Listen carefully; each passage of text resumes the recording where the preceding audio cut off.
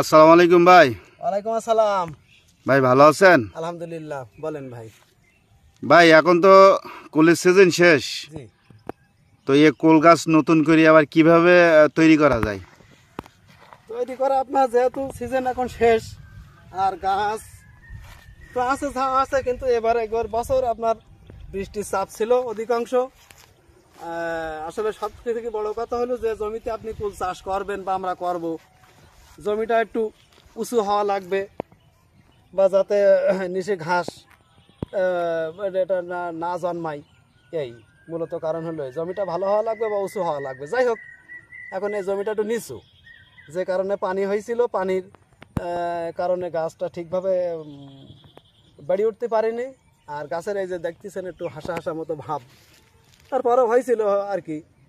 তবে আপনার এই যা এখন আপাতত আছে এটাই এখন সব থেকে বড় কথা হলো আপনার ওই স্প্রে দেওয়া। এখন এই আপনার বর্ষা না পড়া পর্যন্ত টুকিটাকি স্প্রে দেওয়া বা যেগুলো ট্রিটমেন্ট সেগুলো, তারপরে আমাদের ডিলিয়ার আছে, তাদের থেকে আমরা মাঝে মধ্যে পরামর্শ নেই যে কোনটা দিলে ভালো হবে আর কি।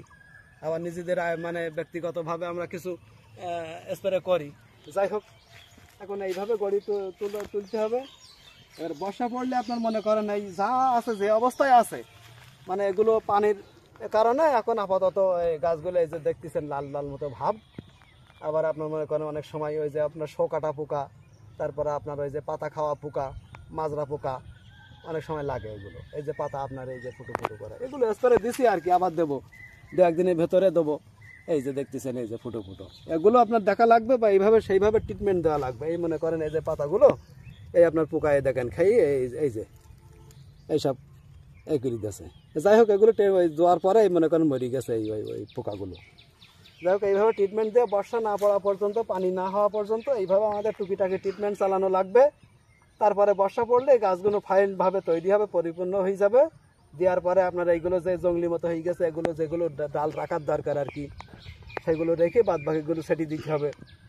তারপরে আপনার মনে করেন এখন যেহেতু বৈশাখ মাস, বৈশাখ জ্যৈষ্ঠ আষাঢ় শ্রাবণ মাস আসতে না আসতে আপনার মনে করেন এইগুলো আবার এই ফুলে ফুলে মনে করেন একদম পরিপূর্ণ হবে।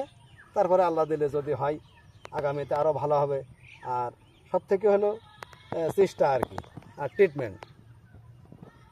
ট্রিটমেন্ট যত ভালো হবে তত আপনি আপনি চাষ করবেন বা আমি যখন চাষ করবো তখন ট্রিটমেন্ট আমার সব সময় খেয়াল দেওয়া লাগবে।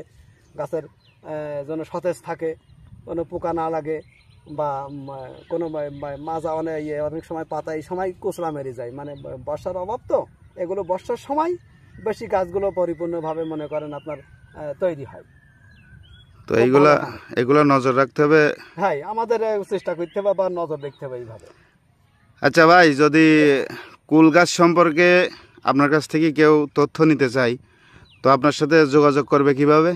হ্যাঁ, যোগাযোগ করতে পারবে, আমার নাম্বার আছে, নাম্বারে ফোন দিলে আমার সাথে যোগাযোগ করতে পারবে বা কথা বলতে পারবে, পরামর্শ নিতে পারবে। তো আপনার নাম্বারটা আমার দর্শকদের উদ্দেশ্যে একটু বলেন। হ্যাঁ, নাম্বার বলছি 01711613498। তো বন্ধুরা, ভাইয়ের নাম্বার আপনারা জানতে পারলেন।